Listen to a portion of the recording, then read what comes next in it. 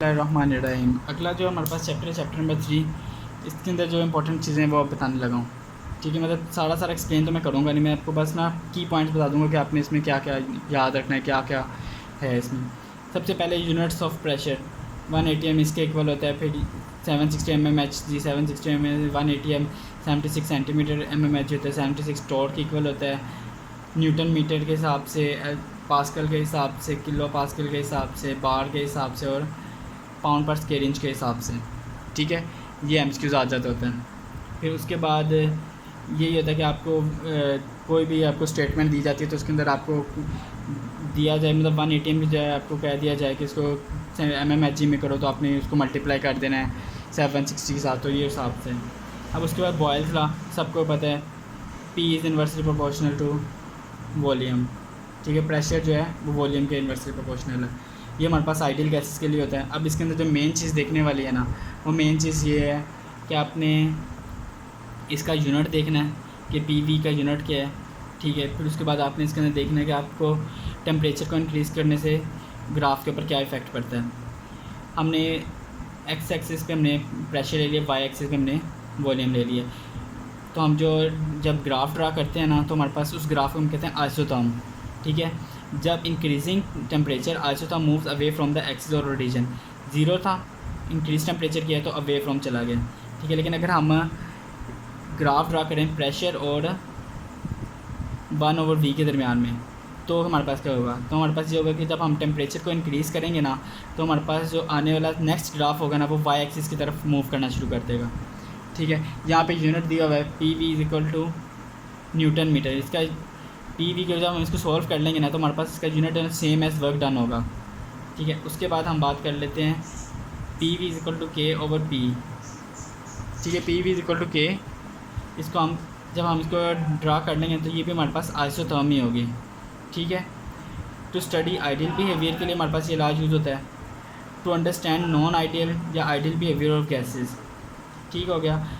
T2 line move away from X axis. जब हम PV is equal to K मतलब constant के हिसाब से अगर हम फाइंड करेंगे ना, देन हम ये कहेंगे कि हमारे पास जो टेम्परेचर इंक्रीज़ करने से ना एक्स एक्सिस से अवे मूव करेगा। लेकिन इसके अंदर याद रखने वाली चीज़ है कि आप किन दो कॉन्स्टेंट्स के दरमियान ले रहे हो रिलेशन। ठीक है, अगर P और 1/v में करोगे तो हमारे पास वाई एक्सिस की तरफ मूव करना शुरू कर देगा। अगर PV और इज इक्वल टू PV और P के दरमियान ले रहे हो, दैन हमारे पास वो आइसोथर्म एक्स एक्सिस से अवे जाना शुरू कर देगी। ये हमारे पास आ जाता होता है। फिर चार्ल्स लॉ क्या है, चार्ल्स लॉ करता है रिलेशनशिप बिटवीन टेम्परेचर और volume. V is directly proportional to T, V1/T1 is equal to V2/T2 is equal to K। ठीक है, कॉन्स्टेंट। अब इसके अंदर कॉन्स्टेंट हमने कौन कौन से रखे होते हैं वो साइड पर लिखे हुए हैं। चार्ल्स इक्वेशन क्या है, VT is equal to V0 1 + T/273। अब हमारे पास क्या है, अगर हमारे पास ना एग्ज़ाम के अंदर वो आपको दे देते हैं कि इस डिग्री सेल्सियस के ऊपर आप बताओ कि वॉल्यूम कितना होगा। ठीक है, तो उसके अंदर हिसाब से हमने क्या करना है, वॉल्यूम V0 जो होता है वो वॉल्यूम एट 0 डिग्री सेल्सियस को शो करता है। T हमें जो टेम्परेचर दिया होता है उसको हमने पुट करना होता है। और VT क्या होता है, वो वॉल्यूम जिसको हमें T डिग्री सेल्सियस के ऊपर जो हमें वॉल्यूम निकालना होता है ये वो होता है। पेपर के अंदर ये इक्वेशन एज इट आ जाती है, MCQs के तौर पे ना इक्वेशन एज इट आ जाती है। फिर उसके बाद हमारे पास ना रिलेशन दिया हुआ है कि टेम्परेचर इंक्रीज़ करोगे तो कनेटिक एनर्जी इंक्रीज़ होगी। जब कनेटिक एनर्जी इंक्रीज़ होगी तो मॉलिक्यूल ज़्यादा मतलब कोलाइड करेंगे, इलास्टिक कोलिजन ज़्यादा हो जाएगी। फिर जब इलास्टिक कोलिजन ज़्यादा होगी तो वो फैलेंगे, वॉल्यूम इसका इंक्रीज़ करेगा। फिर उसके बाद पार्शियल प्रेशर जो होगा वो हमारे पास इसका इंक्रीज़ कर जाएगा। फिर इंटरमोलिकुलर फोर्सेस का और टेम्परेचर का इन्वर्स रिलेशन है, मतलब टेम्परेचर इंक्रीज़ करोगे तो इंटरमोलिकुलर फोर्सेस डिक्रीज़ होना शुरू हो जाएंगी। अब चार्ल्स लॉ के अंदर हमने कांस्टेंट की वैल्यू निकालनी है, V/T m3/Kelvin इनवर्स।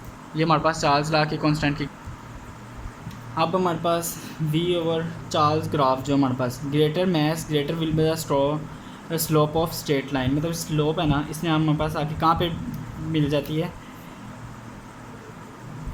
0 केल्विन के ऊपर या फिर -273.16 डिग्री सेल्सियस के। ये एग्जैक्ट वैल्यू आपको याद होनी चाहिए कि -273.16 डिग्री सेल्सियस। पेपर के ऊपर ये पेपर में ना एग्जांपल आ जाती है कि आइडियल गैस है तो वो V/T के ग्राफ के अंदर किस पे मिलती है, तो ऑप्शन के अंदर आपको दे देता है -273.16, तो आपने उधर किसको करना है -273.16 के ऊपर। फिर उसके बाद आया था जनरल गैस के अंदर PV=nRT, मतलब सारों फॉर्मूलाज को इकट्ठा करके ना उन्होंने जनरल गैस कॉन्स्टेंट निकालना है, और वो होता है हमारे पास R। PV=nRT, R=PV/NT, मतलब ये इस तरह सारा ना आपके पास निकला है। PV/T, अगर हमारे पास नंबर ऑफ मोल्स 1 हो तो PV/T इसको हम क्या कहेंगे, मोलर गैस कॉन्स्टेंट, ठीक है, which=R। Ideal gas constant R, ठीक है। अब इसकी values and units of R can be calculated by Avogadro's principle, ठीक है। ये एक MCQs है कि किस बेस के ऊपर R की वैल्यूज़ और यूनिट्स को कैलकुलेट किया जाता है, ठीक है। फिर उसके बाद उन्होंने यूनिट्स दिए हुए हैं, मतलब कंडीशंस दी हैं कि एट STP 1 और ATM, मतलब वैल्यूज सारी उन्होंने दी हुई हैं। फार्मूला यही है, इसको पुट करके उन्होंने ना यहाँ पे सारे आंसर्स निकाले हुए हैं, और इसके अंदर पेपर के अंदर जो आने वाला है वो ये वाली चीज़ आ जाती है कि एक कैलोरी कितने जाउल्स के इक्वल है, ठीक हो गया। और इसके अलावा SI यूनिट वो आपसे पूछ लेता है कि SI यूनिट के अंदर R की वैल्यू क्या है। अब हम इस इक्वेशन PV=nRT को इसको यूज़ करते हैं, हम ना डेंसिटी का रिलेशन निकाल लेते हैं, और इस डेंसिटी हम निकाल लेते हैं, फार्मूलाज निकाल लेते हैं। तो हमें बाज़ अब पेपर के अंदर ना वैल्यूज़ दी जाती हैं, तो आपने वैल्यूज़ पुट करके जो सी चीज़ पूछी गई होती है ना वो चीज़ आपने निकाल लेनी है, ठीक है। ये क्वेश्चंस दी हुई हैं, ये इंपॉर्टेंट नहीं है, ये आपने नहीं देखना, आपने ये सारा कुछ देख लेना है कि डेंसिटी जो है प्रेशर के इक्वल डायरेक्टली प्रोपोर्शनल है, ये इस रिलेशन से निकला है, ठीक है। फिर उसके बाद एवोगैड्रोस लॉ सबको ही पता है, volume is directly proportional to number of moles. Volume increase करेगा, नंबर ऑफ मोल्स इंक्रीज़ करेंगे तो हमारे पास वॉल्यूम इंक्रीज़ कर जाएगा, ठीक हो गया। फिर उसके बाद हमारे पास ये दिया हुआ है, ये एक MCQ दिया हुआ है, ये पेपर में एज इट आ जाता होता है, और ये अगर आप लोग पास पेपर उठा के देखोगे ना तो आपको मेजॉरिटी चीज़ें ऐसी होंगी जो आपको लगेगा कि आपने ना नोट्स के अंदर देखी हुई हैं, सारी पढ़ी हुई हैं, ठीक है। अब इसके अंदर भी हमने कांस्टेंट जो हमारे पास K है उसकी वैल्यू निकाल लेनी है, उसका यूनिट निकाल लेना है। फिर हमारे पास क्या आता है कि 22.414 decimetre cube of any gas, किसी भी गैस का होना है तो उसके अंदर हमारे पास नंबर ऑफ मॉलिक्यूल्स कितने होते हैं, 6.02 × 10⁻23, ठीक है। वो कहते हैं 1 डेसीमीटर ऑफ गैस, किसी भी गैस का निकालना हो तो हम इसको डिवाइड कर देंगे, तो हमारे पास ये हमें पेपर के अंदर आया हुआ है MCQs ना, पेपर में ये वैल्यूज़ आई हुई है कि 1 डेसीमीटर क्यूब में कितने नंबर ऑफ मॉलिक्यूल्स होते हैं, ठीक हो गया।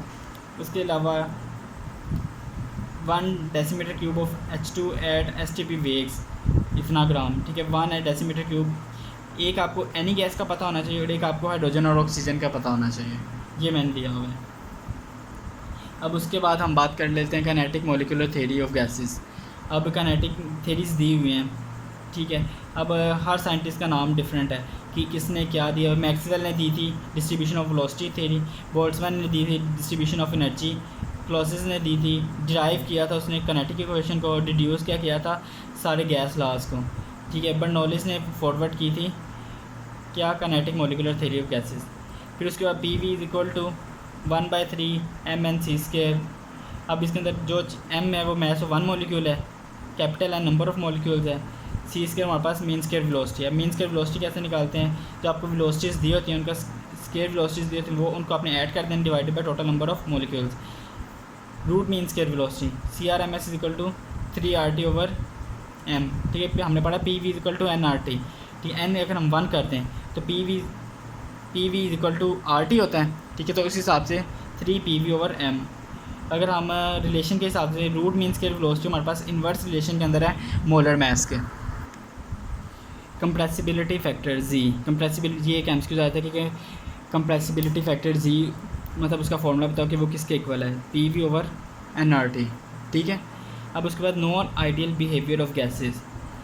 अब इसके अंदर हमने क्या करना है, अगर हमारे पास कंप्रेसिबिलिटी फैक्टर 1 होगा तो गैस आइडियल है, ठीक है। उसके बाद हमारे पास क्या होता है कि अगर हम 2 कंडीशंस हैं कि प्रेशर इंक्रीज़ करने पे अगर हमारे पास Z की वैल्यू लेस दैन 1 है ना तो हमारे पास क्या होगा, अगर Z की वैल्यू लेस दैन 1 है और हमने प्रेशर इंक्रीज़ किया है तो हमारे पास जो वॉल्यूम होगा ना वो डिक्रीज़ करेगा more than expectation due to intermolecular forces. मतलब वॉल्यूम जो है प्रेशर इंक्रीज़ किया है तो हमारे पास वॉल्यूम डिक्रीज़ कर जाएगा, ठीक है। लेकिन हमारी एक्सपेक्टेशन होती है कि जितनी से डिक्रीज़ करना था उससे ज़्यादा डिक्रीज़ कर जाता है।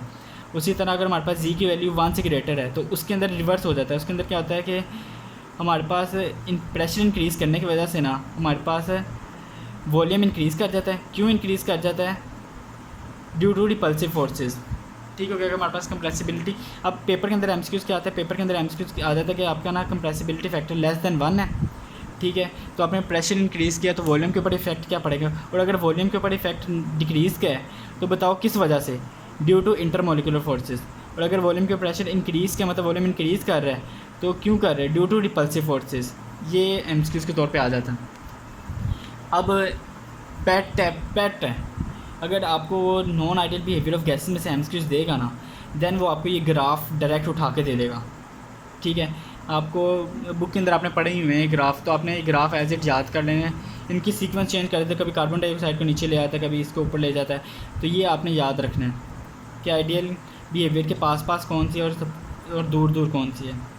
अब ये देखो, ये एक बुक की लाइन है कि नियॉन और हीलियम इन दोनों की पोलराइजेबिलिटी ना स्मॉल होती है। क्यों? क्योंकि इनका साइज़ स्मॉल होता है।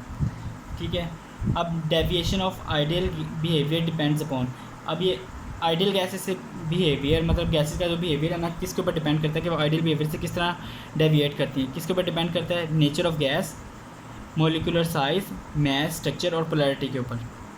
ठीक है, अब उसके बाद है कि gases are ideal at low pressure plus high temperature, gases are non ideal at high pressure plus low temperature. ठीक है, ये तो बुक की अब लाइनें दो हैं, एमसीक्यूज़ 6-7 बन सकते हैं इससे। फिर उसके बाद हमारे पास आता है वैन डर वाल्स इक्वेशन। इसके बाद हमारे पास दो दी हुई थी, इन्होंने पॉइंट्स दिए हुए थे प्रेशर और वॉल्यूम के हिसाब से। Volume V free is equal to V vessel minus N B. अब बी हमारे पास क्या रिप्रेजेंट करता है? Effective volume of gases per molecule. ये हमारे पास क्या है? Excluded volume and characteristics and size of gas के ऊपर डिपेंड करता है। इसका यूनिट हमें दिया गया हुआ है डेसीमीटर क्यूब मोल इनवर्स या मीटर क्यूब पर मोल इनवर्स। और इसके अलावा हमारे पास क्या है? ये किसी जो एक्चुअल वॉल्यूम होता है ना, वॉल्यूम ऑफ एक्चुअल, उसके 4 टाइम्स होता है ये बी की वैल्यू। देन हम बात कर लेते हैं P initial is equal to P observation plus P dash. तो पी डैश है वो हमारे पास रिडक्शन इन प्रेशर है। ये हमारे पास कैसे है? जो हमने पढ़ा हुआ है बुक के अंदर एग्जांपल दिए कि ए मॉलिक्यूल है वो उसने अपनी फोर्स का लगना होता है, लेकिन उसके पीछे जो बी मॉलिक्यूल होता है वो उसको अपनी तरफ अट्रैक्ट कर लेता है, जिसकी वजह से हमारे पास ना प्रेशर से इतना लग नहीं पाता। अब जो रिडक्शन किसके इक्वल रिडक्शन जो होती है ना हमारे पास, ये हमारे पास डिपेंड करती है कंसनट्रेशन ऑफ मॉलिक्यूल के ऊपर। अब इसको अगर हम देखें, जो रिडक्शन इन प्रेशर है वो किसके इक्वल होता है? A N square over V square में डिपेंड कर रहा है कोफिशिएंट ऑफ अट्रैक्शन। जो ए हमारे पास है वो कोफिशिएंट ऑफ अट्रैक्शन है, या फिर हमारे पास अट्रैक्शन पर यूनिट वॉल्यूम है। ठीक है, रिडक्शन इन प्रेशर हमारे पास क्या है? ए स्क्वायर ओवर वी के इक्वल है। पी इनिशियल इसको P observation plus A over V square. अब ए के यूनिट है, ये आप दोनों को पता होना चाहिए क्योंकि पेपर के अंदर ये यूनिट्स दे देते हैं एमसीक्यूज़ के अंदर। अगर हम वैन डर वाल्स इक्वेशन को मतलब दोनों को हमने जो चेंजेस आफ्टर चेंजेस हैं वॉल्यूम वगैरह उसको अगर हम इकट्ठे लेकिन तो हमारे पास P equal to N R T. ठीक है, एन हम ले लेते हैं 1 है, पी इक्वल टू ओरिजिनल जब हमारे पास नया प्रेशर आया है P plus A over B square B minus B. अगर हमारे पास एन इक्वल टू 1 है, अगर एन हमने फाइंड नहीं मतलब N equal to not equal to 1 है, देन हम ये वैल्यू पुट करेंगे। अभी हमें दिया हुआ है कि एक्सरसाइज के पॉइंट्स और ना मतलब इंपॉर्टेंट पॉइंट्स और एक्सरसाइज की दी हुई है। अगर टेम्परेचर को 2 टाइम्स इंक्रीज़ कर दें, प्रेशर को 2 टाइम इंक्रीज़ करें, नंबर ऑफ मोल्स सेम रहेंगे, कैसे पता चलेगा? ये फॉर्मूला यूज़ कर लो। A gas real gas obeying non van der Waals equation resemble ideal gas अगर ए और बी स्मॉल होंगे। ये बुक के अंदर ना न्यूमेरिकल्स के अंदर लाइन दी होगी, ये वो चीज़ लिखी हुई है। उसके बाद उन्होंने दिया हुआ है कि अगर टेम्परेचर को 27 से 27 तक डिग्री सेल्सियस तक इंक्रीज़ करें तो हमारे पास के ई विल इंक्रीज़ मतलब काइनेटिक एनर्जी कितना इंक्रीज़ करेगी। उसका फॉर्मूला क्या है? के ई ओवर जो हमें kinetic energy divided by temperature. तो उस तरह हमने वैल्यूज़ पुट करके हम इसका आंसर निकालें कितने टाइम्स इंक्रीज़ करेगी। Non ideality is directly proportional to intermolecular forces polarizability size. मतलब नॉन आइडियलिटी इसके ऊपर डिपेंड करती है, पोलराइजेबिलिटी पे करती है और साइज़ पे डिपेंड करती है। करेक्ट ऑर्डर हमें ये एमसीक्यूज़ आ जाता होता है। ये आप अगर पास पेपर भी उठा के देख लो तो ये एज इट एमसीक्यूज़ आया हुआ है। ठीक है, ये हमने नॉन आइडियलिटी हमने कैसे पता करनी होती है? जो हमने पीछे फैक्टर्स पढ़े हैं उनके हिसाब से हमने देखना होता है कि कौन कौन से फैक्टर्स थे हमारे पास deviation, nature of gas, molecular size, mass, structure, polarity, उस हिसाब से हमने डिसाइड करके इनको हमने ऑर्डर के हिसाब से लिखना होता है कि कौन सा ऑर्डर के हिसाब से हमारे पास डेविएट करेगी। बेसिकली पेपर में वो पूछेगा कि ना कौन सा मॉलिक्यूल ज़्यादा नॉन आइडियल है, मतलब ऑर्डर के अंदर लिखो कि ये लेट्स सपोज इसी एग्जांपल लेना, तो हम इसके अंदर दे लेते हैं SO2 जो हमारे पास ये ज़्यादा नॉन पोलर है, फिर उसके बाद NH3 आता है, फिर कार्बन डाइऑक्साइड आता है। अब ये किसके ऊपर डिपेंड करता है? उन फैक्टर्स के ऊपर जो फैक्टर्स मैंने पीछे बताए हैं। अब अगली चीज़ इस पेज के अंदर ना सिर्फ ये 2 पॉइंट्स इंपॉर्टेंट है, बाकी सारा आपने पढ़ना है, पढ़ो, नहीं पढ़ना छोड़ दो, खैर है। इक्वल मैसेज ऑफ मीथेन और ऑक्सीजन, उनको मिक्स किया है कंटेनर के अंदर, आपने fraction of total pressure exerted by oxygen निकालना है, मतलब जैसे हमने मोल फ्रैक्शन पढ़ा था, ये सेम वही वाला फॉर्मूला लगेगा। इक्वल मैसेज लेट्स सपोज हम कर लेते हैं 32 ग्राम इसका लिए 32 ग्राम, उसने बताया नहीं वह मैसेज, लेकिन हमने खुद किया है अपनी मतलब आसानी के लिए ना, हमने 32 ग्राम ले लिया। 32 ग्राम ऑक्सीजन हो, 32 ग्राम हमारे पास CH4 हो, तो हमारे पास कितने कितने मोल, हमने इनके नंबर ऑफ़ मोल्स निकाल लेने हैं। 1 मोल इसका बनेगा, 2 मोल इसके बनेंगे, तो टोटल नंबर ऑफ़ मोल्स कितने आ गए? 3। ठीक हो गया। अब हमने निकालना क्या है कि pressure, total pressure exerted by oxygen, oxygen के कितना प्रेशर एक्सर्ट होगा वो हमने लिख लेना। मोल फ्रैक्शन वाला फॉर्मूला मोल्स, ठीक है, मतलब जो pressure, total pressure exerted by oxygen होगा वो 1/3 होगा। उसके बाद ये एज इट बुक की MCQs है, और ये हमारे पास MCAT में भी आया है। Number of molecules in 1 decimetre cube of water is close to this, ठीक है। ये एज इट MCQs आता है और एज इट वैल्यू आती है, ये आपने याद कर लेनी है। चैप्टर डन हो गया है। अगर नोट्स चाहिए तो रब्ता कर लें, और अगर वीडियो पसंद आई है तो आप लोग चैनल को सब्सक्राइब कर दें। Thank you.